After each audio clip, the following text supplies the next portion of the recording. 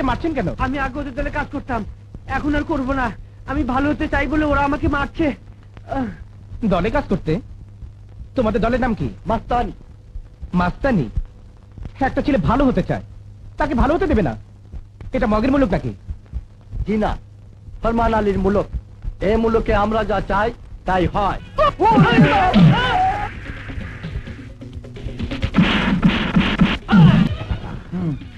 এইরকম একটা ছেলে তো খুঁজতেছি। শক্তি আছে, দেখতে ভালো, সাহস আছে, শুধু লেখাপড়াটা জানতে হবে।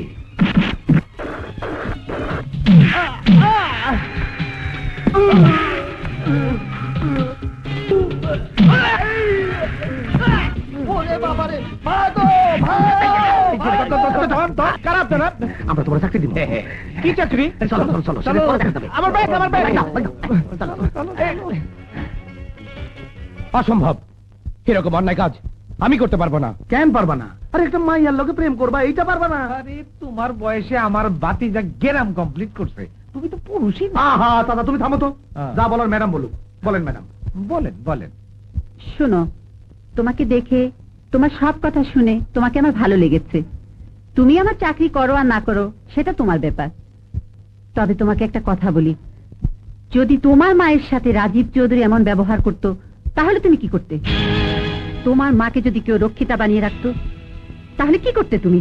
আমি তার হাত পা ভেঙে ঘরে বসে রাখতাম। অথচ আমি তোমাকে সামান্য কাজ করতে বলেছি। বিশ্বাস করো, এটা কোনো অন্যায় কাজ নয়। আমি শুধু আমার স্বামীর কাছে স্ত্রীর অধিকারটুকু চাই। আমি তোমার মায়ের মতো। এইটুকু কাজ করে দাও, আমাকে একটু হেল্প করো। ঠিক আছে, আমি কাজটা করতে পারি, কিন্তু ওই মেয়েটির সাথে আমি আসল প্রেম করতে পারবো না। কেন? সমস্যা কোথায়? আমি একজনকে ভালোবাসি। কে সে? জানি না। জানো না? নাম কি? জানি না। এইটা কিন্তু নতুন না। ও দাদা, তুমি থামো তো। কেন হয় নাই? ওকে তুমি দেখেছো? জি, আমি তাকে আমাদের এলাকায় দেখেছি গাড়িতে করে চলে যেতে। আমার ভালো লেগেছে তাকে। ওকে ছাড়া আমি কাউকে ভালোবাসতে পারবো না। মেয়েটি দেখতে কেমন? সুন্দরী, অপূর্ব সুন্দরী। ঠিক আছে, প্রথমে তুমি রাজীব চৌধুরীর মেয়েটিকে দেখো, তারপরে তুমি সিদ্ধান্ত নিও কাজটি করবে কি করবে না। ওকে? এখন যাও ওনাদের সাথে, তোমার থাকার জায়গা ঠিক করা আছে। কাল সকালে মেয়েটিকে দেখে কাজ শুরু করবে। আপনারা আপনাদের বাড়িওয়ালা সম্পর্কে ওকে একটু সাবধান করে দেবেন। আর তুমি এখানে একটা সই করো। এটা কি? তোমার জয়নিং লেটার। আজ বিকাল থেকে তোমার ডিউটি শুরু। প্রথম ডিউটি, কাপড় চোপড় গুলি তো দামি করতে হবে। দ্বিতীয়, কাল সকালে সুন্দরী মাইয়াটারে দেখবা।